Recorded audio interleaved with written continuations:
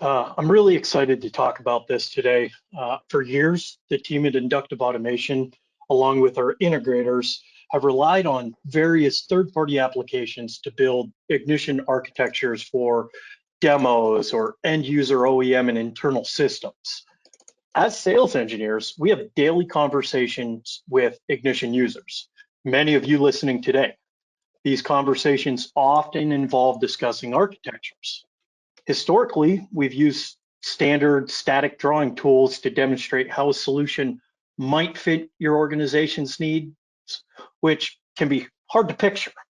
Additionally, we would spend days after those discussions creating customized architectures, followed by extensive back and forth to finalize those designs. But not anymore. Using Ignition, we've developed a feature-rich perspective application that not only enables us to create custom architectures, but also includes built-in rules, many customization options, and tools for both IT and OT environments, all within a single platform. Initially, we considered keeping this tool for internal use only. However, after just a few discussions with our customers, it became apparent how much this tool could accelerate Ignition deployments. The Ignition Architecture Builder has quickly become essential in our conversations, transforming the way we support and plan projects. So let's look at a common scenario that many of us are familiar with and how using this tool helps to track as the system grows. Here's a customer manufacturing site. Pretty simple, right? It has a device, but no data coming out of it other than maybe that clipboard the operator is carrying around. That sounds like a mess, Tom. Exactly, Chase. The customer would love to find a way to record data from the PLC and visualize what is happening across their site. And I wonder who could fit that role. Well, Brad, I have a pretty good idea on who that is.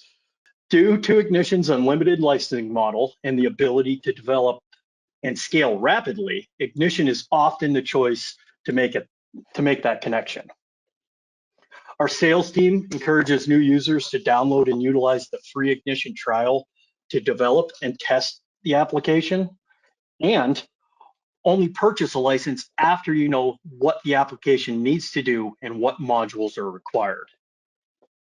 And this is a perfect time to remind everyone that having discussions around architectures and module selection is exactly what we sales engineers are here to do. That's right, Brad.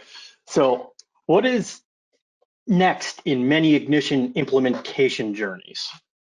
At this point, many users see the rapid growth of the architecture and applications on the platform. As a former manufacturing process engineer, I've personally experienced this. A license was purchased for a single specific use case, but we found that the Ignition's land and expand concept was precisely what happened. As other engineers discovered the platform's unlimited licensing and rapid development capabilities, we realized Ignition truly exemplified Dream It, Do It. Connecting to databases, devices, additional clients, new projects, adding redundancy on Ignition gateway for that automatic failover, and connecting up to other systems and protocols. Wow, this architecture is really getting use out of the unlimited licensing. Exactly. And this was all possible with a single license we purchased for what was a single use case. But at some point, we find ourselves maxing out our hardware or finding a need to add additional security layers between user interfaces and devices controlling the equipment. Inductive automation suggests scaling out here, splitting the front-end application or applications from the back-end tasks, like we discussed a bit ago. In parallel, we often see entire organizations adopt Ignition, where new Ignition sites pull from the experiences of pre-existing or pilot Ignition sites, making the deployments much quicker. Ignition's gateway network supports this multi-site architecture, facilitating bidirectional communication via a single secure inter-site connection, and growth continues across the board. At some point, a central gateway may be required to store long-term history, display enterprise dashboards, perform analytics, and manage these systems from one location. This is where the use of Ignition in the cloud or a central data center becomes very common. And in the opposite direction, Ignition Edge reaches to point of use processes, easily allowing for expansion to remote assets, whether they are geographically remote or just remote within a building or campus.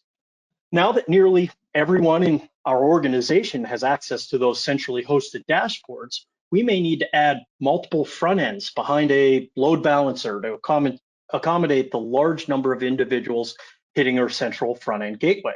Ignition Cloud Edition, combined with the auto scaling capabilities of the major cloud platforms, allow for a potential cost-effective solution to manage client variability while reducing the number of Ignition servers required based on those demand fluctuations.